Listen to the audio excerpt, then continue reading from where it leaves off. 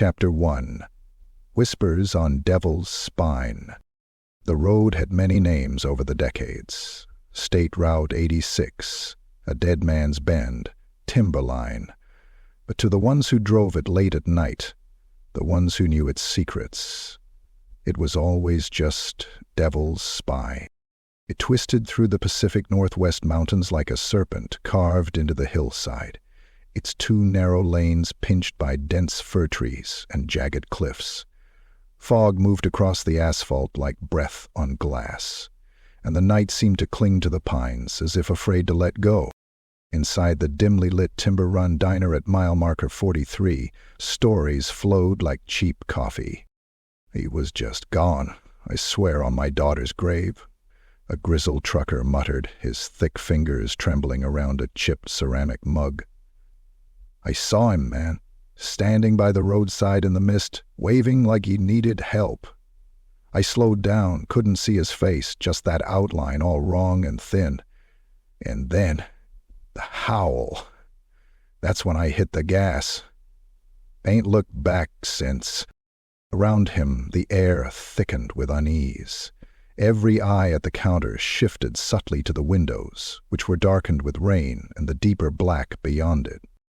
"Another one last week," said Dot, the diner's leathery-eyed owner, nodding at the corkboard on the wall. It was cluttered with grainy photocopies of missing person posters. "Young couple, Instagram types, never made it past Devil's Curve. Not even a trace this time, like the forest just swallowed 'em. That's 7 this year," another driver whispered. 8, thought Harper Daines, watching silently from the booth near the back. She sipped weak coffee, her tape recorder resting in her lap beneath the table. She'd arrived from Portland that afternoon, driving the last few hours of daylight before the sky bled into a violet dusk. This place had immediately felt heavy, like the trees had eyes, like the shadows whispered. She'd heard it all before: paranormal hysteria, roadside phantoms, highway ghouls. Every town had its monster. Harper had made her career dismantling these legends, shining cold fact into the cobwebbed corners of campfire tales. But this one was different. The locals were afraid. Truly afraid. Back in the motel room, the Pines Inn, its fluorescent sign flickering like a dying firefly, Harper plugged her laptop into the wall and downloaded the file a deputy had given her. It was a dash cam video, recovered from the last known vehicle of Layla and Cody Shaw, a couple who had been documenting their trip up the coast for a growing YouTube following. Their last upload had ended with a cheerful wave from Layla and the line, "Devil's Spine, here we come." No one saw them again. The video began innocently. A timestamp in the corner, 2:14 a.m. Rain smeared the windshield, the wipers fighting it in slow arcs. Cody's voice, soft, sleepy, narrated their location. "Okay, so we just passed that weird motel. Road's dead. Layla's asleep. Yeah, real spooky stuff out here. 0 stars. I'd not die again." Then it happened. At the edge of the frame, just beyond the reach of the headlights, something moved. A shape, unmistakably human in form, but raw. Slender, lurching, its arms didn't hang like arms should. They curved slightly backwards at the elbows, like they'd been dislocated and never set properly. It stood at the shoulder of the road, head bowed, unmoving. Cody slowed down. "Hey, there's someone there." The shape twitched. "Shit. Hello?" Cody leaned toward the window. "You okay, man?" The figure didn't respond. It just stood there, barely lit by the high beams, drenched in fog. Its outline flickered, like a mirage on hot asphalt. Then, a sound. Not from the dashcam mic, not from the car. Something captured from outside, bleeding into the video like a corruption. A howl. It didn't sound like any animal. It wasn't canine or feline. It was long and wet and hollow, like wind being pulled through a throat too big for its mouth. Harper felt her skin crawl as it rolled through the speakers, so loud and raw the audio clipped into distortion. Layla screamed. Cody floored the gas. The car surged forward, but the figure was suddenly in the road, much closer than before, stepping through the mist with inhuman fluidity. Its legs bent wrong, and its face, if it had one, was masked by a blur like static over flesh. Then, darkness. The video cut out, frozen on the last frame, a still of the road, the figure stepping forward. Its head slowly tilting sideways in unnatural curiosity. Harper stared at the image long after the playback ended. Her heartbeat thudded in her ears. She knew how to dissect a fake, and this wasn't it. The terror was raw, unscripted. The silence after the scream was too real. The shape's limbs, its stillness, none of it looked human. She replayed the howl, turned up the volume. It sounded almost hungry. The wind howled outside her window, just as the figure had. As if the forest beyond the motel was listening. As if something had followed her here. Harper closed her laptop, and outside, in the downpour, a tall, still silhouette stood by the edge of the parking lot. Watching. Waiting. Chapter 2. The Hitchhiker's Shadow. Rain draped the morning in a wet, oppressive hush. Gray clouds hung low over the pine-stabbed hills, casting a dim, sunless glow over Timber Ridge. Harper Daines sat across from Tobias Hearn, a man who once laughed through bar fights and smoke-filled poker nights, but now twitched at the sound of car doors and wouldn't sit near windows. He hadn't touched his coffee. It steamed between them like a failed offering. "He didn't wave," Tobias whispered, voice cracking as if sand had worked its way into his throat. "He just stood there.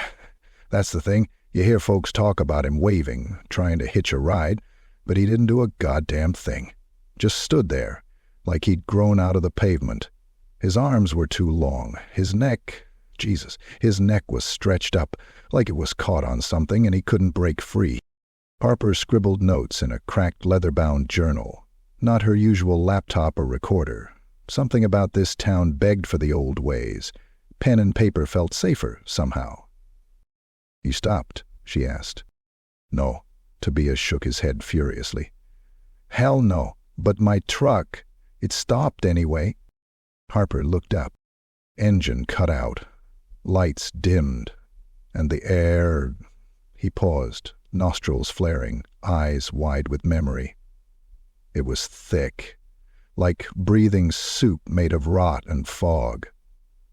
I was stuck there, with him standing just 20 feet away. Then the fog moved, and he was closer. Harper's pen stopped. "You mean I blinked, and he was right at the hood. I never saw him move." Tobias's hands began to shake uncontrollably. I didn't see his face. It was like my eyes refused. I just felt heat, like standing too close to a furnace filled with meat. Then the howl started. A shudder rippled down his spine. I still hear it in my teeth when I sleep. By noon, Harper had gathered 3 other survivor accounts. None of them matched.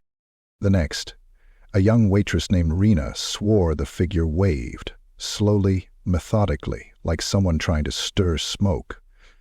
Another, a former park ranger, said it pointed instead, its joints folding in ways they shouldn't. The last, a wiry man missing 2 fingers and half his sanity, claimed the figure just stood, until he looked away. Then it was at his window, pressing its face to the glass. None had stopped. All had fled. Only the ones who did stop were now pictures on a corkboard. That evening, Harper followed Deputy Hank Morales along a winding trail off the main highway. The forest here was unnaturally still. No birds, no wind. Just the crunch of boots on damp pine needles and the distant drip of rainwater on hollow wood. "This is where we found the Hart's Jeep," Morales said, leading her to a clearing. The vehicle was still there, draped in crime scene tape like a shroud. Pine needles blanketed the roof. Moss clung to the undercarriage, as though the woods had started trying to digest it. But the doors were wide open. "Keys still in the ignition," Morales muttered, nudging the front bumper with his boot. But no sign of a struggle, no blood, nothing except... He gestured. Harper stepped forward. That's when she saw them. Claw marks. Deep, ragged gouges in the hood. 4 slashes, parallel, uneven, as if something had dragged fingers of bone and steel across the metal. Each one was nearly 2 feet long, curling at the ends like talons. More cuts lined the driver's side, some vertical, some horizontal, as if whatever made them had circled the car, toying with it. "Bear?" Harper asked, though her voice lacked conviction. Morales shook his head. "Too clean, too symmetrical, and too high. Look," he pointed to one gouge carved into the roof of the Jeep, nearly 6 feet off the ground. "Bears don't do this." Harper's stomach twisted as she leaned into the cabin. The interior was undisturbed, no blood, no broken glass. But on the dashboard, faintly smudged into the dust, was a handprint. Thin, elongated, too many joints. It wasn't human. "Locals say you can hear it sometimes," Morales added, voice low. "At night, the howl comes out of the woods. You'll hear it once, then again, closer, then again, but this time, it's inside your head." That night, Harper drove alone. The road bled into fog. Her headlights barely cut through the mist. She didn't know why she was doing it, testing fate, testing herself. But she felt something had changed. The town's fear was starting to sink into her bones. Mile marker 51. She passed it, then saw it. A shape ahead, just like the videos, a silhouette standing on the roadside, motionless. Her foot hovered over the brake. It didn't move. It didn't wave. He just watched. Her car rolled forward, slowing on its own, as if caught in a net of invisible thread. The figure was tall. Too tall. Limbs elongated like shadows drawn across a canvas. Suddenly, something slammed onto her roof. "Bang!" Harper screamed, jerking the wheel. "Bang, bang!" And again, louder, closer. The roof dented inward, like something was crawling on top. The windows fogged instantly, the temperature plummeting. Her breath came in gasps. Yeah. Silence. The figure was gone. She floored it. Tires screamed as they skidded. Then a sharp lurch. Pop. Flat tires.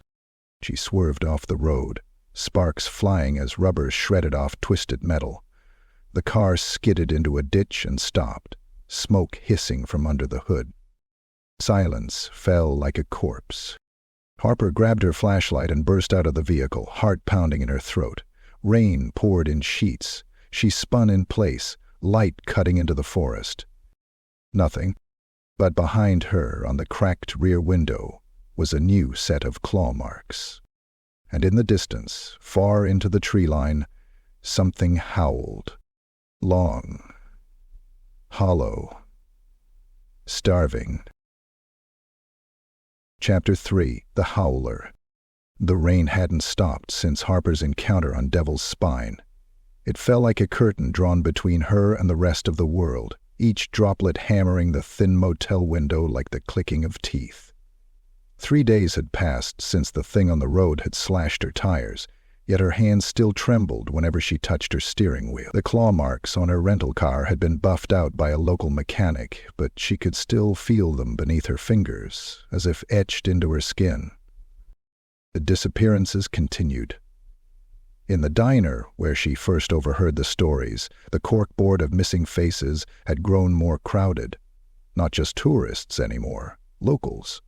A hunter who'd been tracking elk, a teenage girl walking home from her shift at the gas station, a retired teacher out for a night drive. All gone. and each disappearance, Harper noted, happened on fog-choked nights when the roads were slick and visibility was nil. She could no longer dismiss it as coincidence. This was no hoax. This was something old, something real. That realization led her into the woods. The cabin sat like a tumor in the trees, its roof bowed beneath years of moss and the drooping weight of cedar branches. The windows were boarded over from the inside, their seams stuffed with cloth to block the light. A sign half hidden in weeds warned, "Keep out." Inside lived Elias Moth, the town's unofficial historian and the man locals called a mad hermit. Harper had tracked him down, using a librarian's whispered directions and an outdated tax record. Elias greeted her with the barrel of a shotgun. "I'm not here to harm you," Harper said, palms raised. "I'm a journalist. I'm trying to understand what's happening on Devil's Spine." His eyes darted, yellowed with age but sharp as a predator's. At length he lowered the gun and waved her in. The cabin's interior was dim, lit only by oil lamps.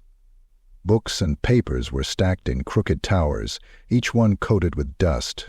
The smell of old parchment and mildew was thick enough to choke on. "Exhale. You don't want to understand it," Elias rasped. His voice sounded like dry bark snapping. "Understanding makes it worse. Tell me anyway." He stared at her for a long time, then moved to a table and pushed aside a stack of moth-eaten maps. Beneath them was a drawing, black ink on yellowed paper. It depicted a figure on the roadside, tall, rail-thin, arms dangling like marionette strings. Its head was cocked at an unnatural angle. "They call it the Howler," Elias said, tracing a gnarled finger along the illustration. "But that's not its true name. Its true name is older than these mountains. It was here before the roads, before the towns, before men cut down the first tree." He flipped the page. Another drawing, a deer with its mouth stretched open in a scream, its eyes hollow. Another page, a woman with claw marks down her back, her face blurred. "It's a mimic," he continued, "not of voices, of moments. It doesn't just take you, it takes your N. It wears your last breath like a mask." Harper's stomach twisted. "What do you mean?" "I mean," Elias whispered, leaning closer, "when you see it on the road, you're not looking at it. You're looking at someone it's already taken. A snapshot of their last moment, waving, standing, screaming. It replays it over and over to lure in the next one." He sat back, eyes far away. "Curiosity is a leash. That's why it works." Harper swallowed hard. "Has anyone killed it?" "Kill it?" Elias barked a dry laugh. "You can't kill a story. You can only feed it or starve it, and too many of you keep feeding it." That night, Harper couldn't sleep. She kept hearing Elias's words. "It wears your last breath like a mask." Her dreams rotted at the edges. She wandered a foggy roadside in her sleep, barefoot, the asphalt cold and slick under her feet. Wet footprints followed her wherever she went, not behind but ahead, like someone was walking just out of sight, dragging her along. Faces drifted in the mist. She recognized them, the missing couple from the dash cam, the teenage girl from the gas station. Their mouths opened and closed like fish gasping for air. Then they began to peel, their faces sliding off in sheets of gray skin, revealing nothing underneath but gaping holes and dripping blackness. She woke gasping, sheets soaked through with sweat. The window was open. She hadn't left it open. On the sill, muddy footprints. Small, bare, like a child's. The next morning, Harper drove to Devil's Curve. Sheriff's tape still fluttered near a crash site from a few nights ago. Another car had gone off the road, another family gone. But this time, something new had been left behind. Near the tire tracks, pressed into the mud, were symbols. They were carved into the earth itself, like claw marks, but deliberate, precise. Jagged loops and spirals that hurt the eyes if she stared too long. Some were still wet, the mud glistening like blood. Harper crouched down, tracing one with her gloved finger. It pulsed in her mind like a migraine. The wind carried a sound from the tree line. Not quite a howl, not quite a voice, a chorus of whispers, layered on top of one another, like dozens of people saying her name all at once. She stood quickly, backing away from the symbols. Then she saw it. Across the road, in the mist, a figure. It wasn't standing this time. It was kneeling. Head bent low, arms draped to the ground. Long hair, or what she thought was hair, hung down in matted clumps. The air grew colder around her. Her breath came out in quick, foggy bursts. The figure raised its head slowly. It was her own face, staring back at her from across the road, its eyes black pits, its lips torn. It mouthed something she couldn't hear. Then it opened its mouth, wider than humanly possible, and let out a sound. It wasn't a howl. It was a recording of her own scream from 3 nights ago, when something had pounded her car roof. The thing shuddered violently, bones cracking under its skin as it stood to its full height. Limbs lengthened, fingers curled into claws. It mimicked her stance, her trembling. Harper ran. Behind her, the creature's laughter followed, wet and hollow, like lungs filling with swamp water. And in her mind, a single thought: it already has my ending. Chapter 4. Screams in the Fog. The fog clung to the trees like wet gauze, rolling across the highway in thick waves that dulled even the sharp glow of Harper's headlights. Midnight on Devil's Spine was not the time for traps, not the time for experiments.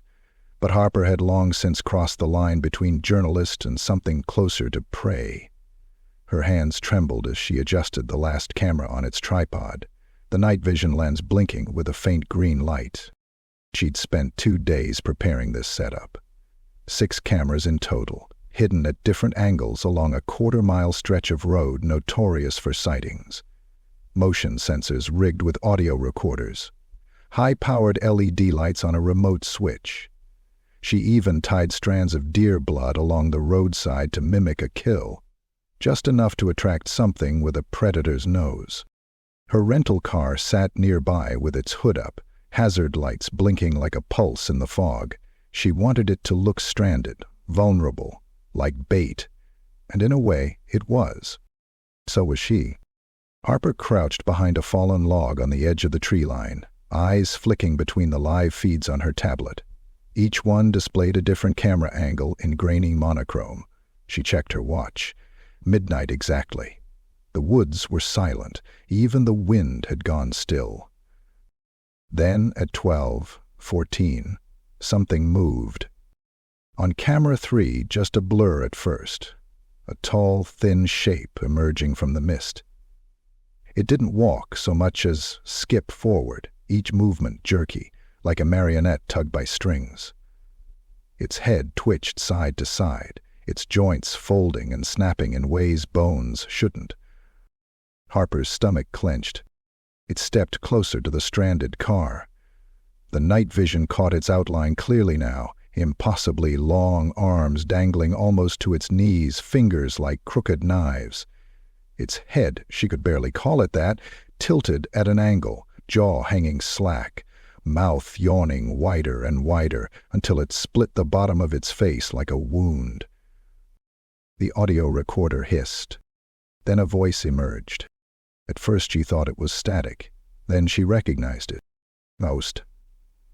Curdy. Layla's voice from the missing couple's dash cam. Soft, panicked. Cody, drive, drive. The voice cut, replaced by another. A child crying. A man shouting. Dozens of voices layered together, all calling, begging, sobbing. Harper.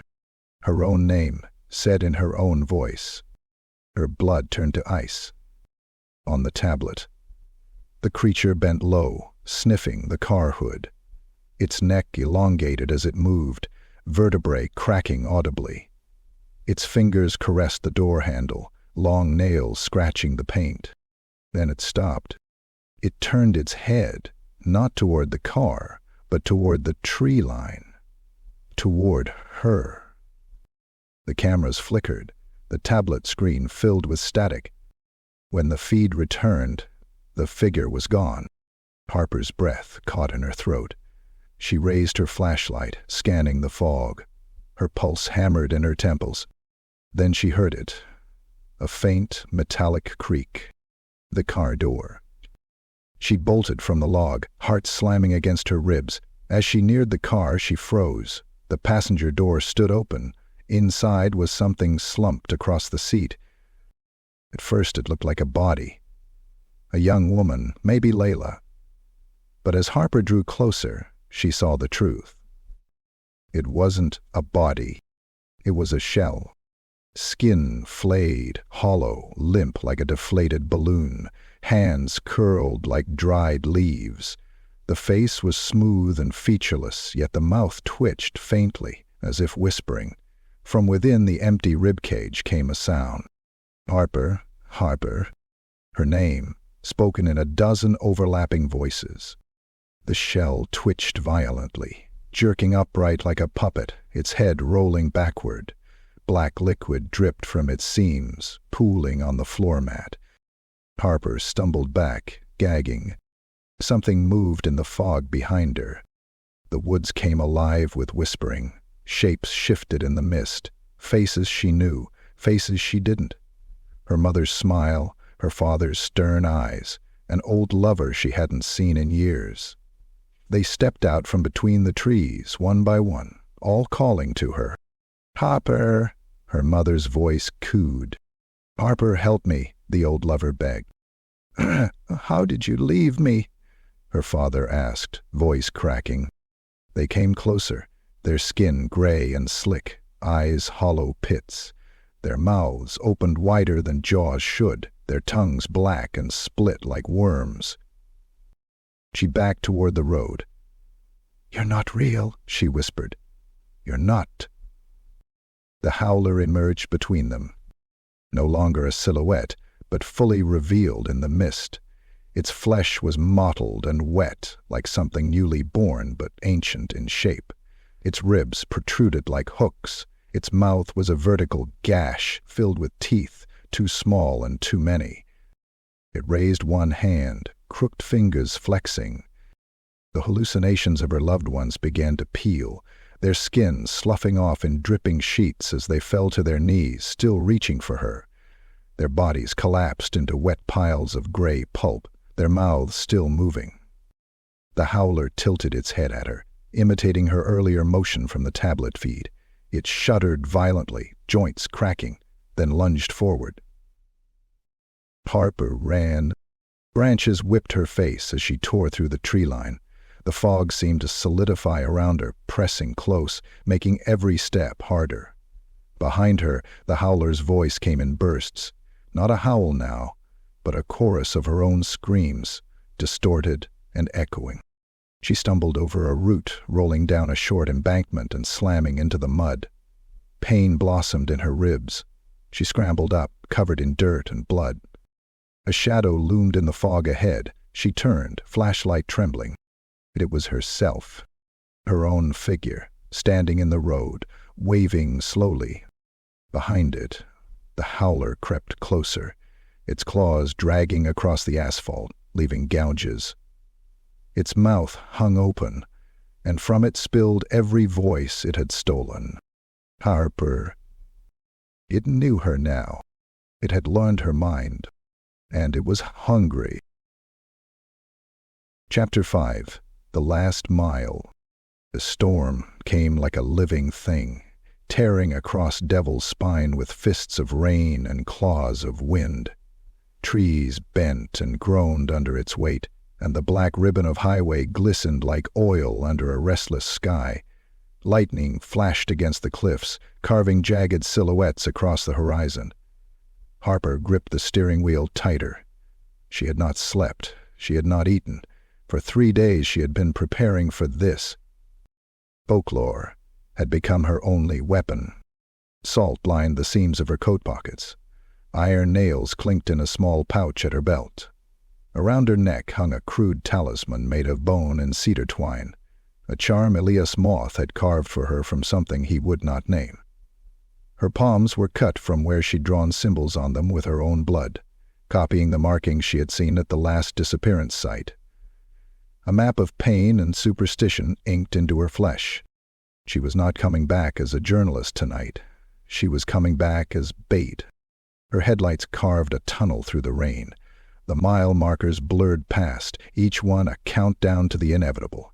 She reached mile 66, the heart of Devil's Spine, and killed the engine. Silence. The forest seemed to draw a breath.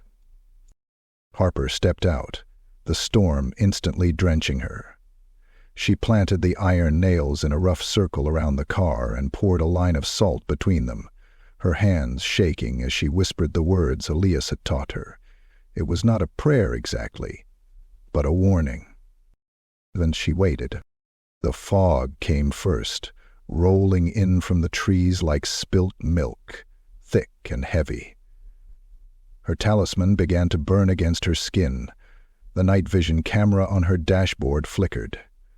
Through the mist, a shape began to coalesce, thin, long, and wrong. The Howler. It stepped into the circle of her headlights. Rain sheeted off its slick, mottled flesh. Its arms hung like ropes, claws curling and uncurling. The mouth, a vertical slit that should not exist, gaped open, showing rows of pinpricked teeth like broken glass. Its head cocked sideways as it stared at her, imitating her tilt from the last encounter. Harper raised the iron nail in her hand like a knife. "Come on," she hissed. "Come on!" The creature took a jerky step forward, then another. Lightning split the sky, and for an instant she saw everything. The claw marks on its chest, the strips of skin hanging from its shoulders like trophies, faces half-formed in its flesh, the mouths of the missing opening and closing as if drowning beneath its surface. It hissed, a sound like steam and meat tearing, and lunged at her. Harper slammed the iron nail into the ground. The salt hissed as though alive, forming a thin, glowing barrier. The Howler recoiled, shrieking in a voice that wasn't its own but hundreds layered together, a chorus of the dead. "Leave!" Harper shouted, spitting rain from her lips. "Leave this road." The creature convulsed, clawing at the air. Then the fog shifted, if something moved behind it. At first she thought they were shadows. Then they stepped into view. Others. More silhouettes emerging from the mist. Dozens, maybe hundreds. Each one tall and thin, some waving, some standing still, some crawling on all fours with their heads turned backwards. Their faces flickered like film reels, faces of victims, faces of strangers, faces of no one at all. They were nesting, breeding, feeding. The Howler wasn't one thing. It was a hive. The salt circle began to break under the rain. Harper backed toward her car, heart hammering so loudly she thought they could hear it. The Howler tilted its head again, and this time spoke. Its voice a perfect imitation of hers. "Harper, Harper, Harper." The talisman around her neck cracked. She dove into the car, fumbling with the keys, slamming the door just as claws raked across the window, leaving deep gouges. The windshield went white with fog, and for an instant she saw dozens of hands pressed against it from the outside, fingers too long, palms too thin. The engine roared. She hit the gas. The car fishtailed on the wet asphalt, the headlights cutting through a forest of pale figures. She drove blind, the wipers smearing water and streaks of black liquid. Behind her the Howler screamed, a sound like 1,000 throats opening at once. It followed She felt it in her mind more than heard it, its images crawling into her thoughts, her mother's face, her father's, all dead and reaching for her. Her steering wheel turned on its own, tugged by phantom hands.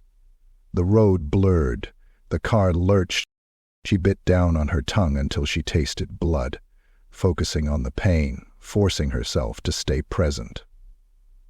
The salt in her pockets hissed, the iron nails burning hot.